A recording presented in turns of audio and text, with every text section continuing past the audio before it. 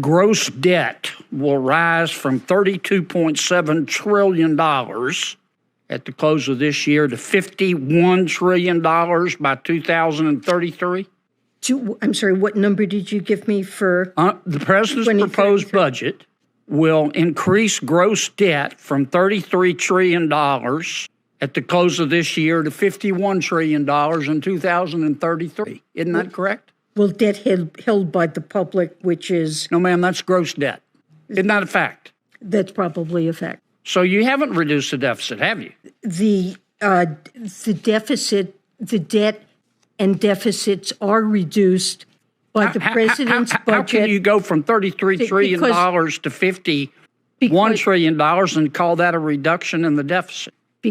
Because that's a calculation for which you need a baseline, and then you compare the budget and the deficits and debt in the budget with a baseline in which there are none of the changes either in revenues or in spending that are proposed in the budget. Here's my baseline. At the end of this year, we project, people a lot smarter than me, probably not than you, but smarter than me, say that gross debt's $33 trillion. They say if the president's budget is implemented by 2033, it'll be $51 trillion.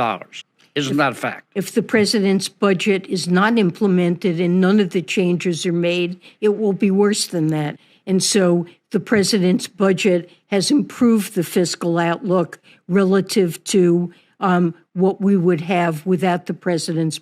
Even though it raises gross debt from $33 trillion to $51 trillion, you say that's an improvement.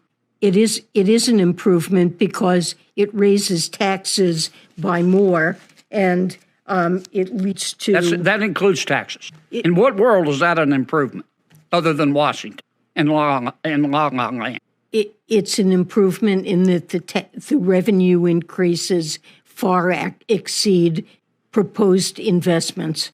Isn't it a fact that the president's proposed budget increases spending by $500 billion over the current budget?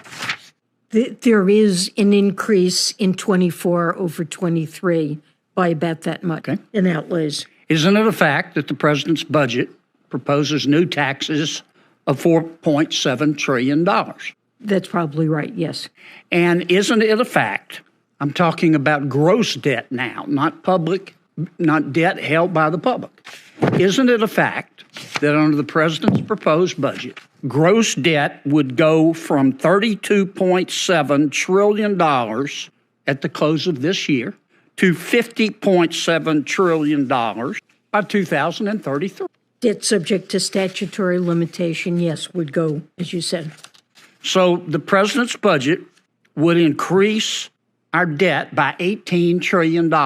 Which is $3 trillion less than it would increase without the proposals in the president's budget.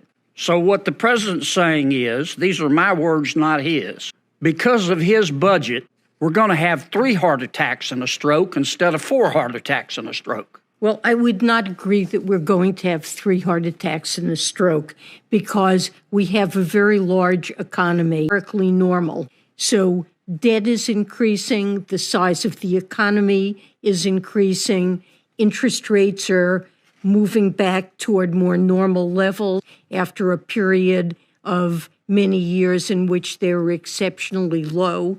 And yet, overall, what you see in this budget is real net interest on the debt stabilizing at about 1% of GDP, which is a manageable and historically normal number. So $51 trillion of debt up from $33 trillion doesn't bother you?